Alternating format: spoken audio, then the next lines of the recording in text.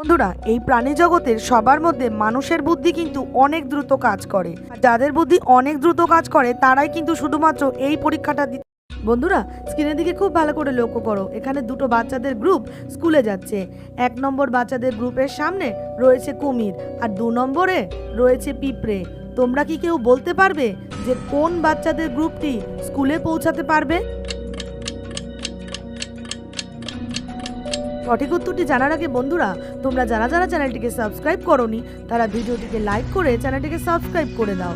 আর যারা ফেসবুক থেকে দেখছো তারা ফলো করে দাও। আর যাদের যাদের উত্তরটি জানা আছে তারা কমেন্টে আমাকে জানিয়ে দাও।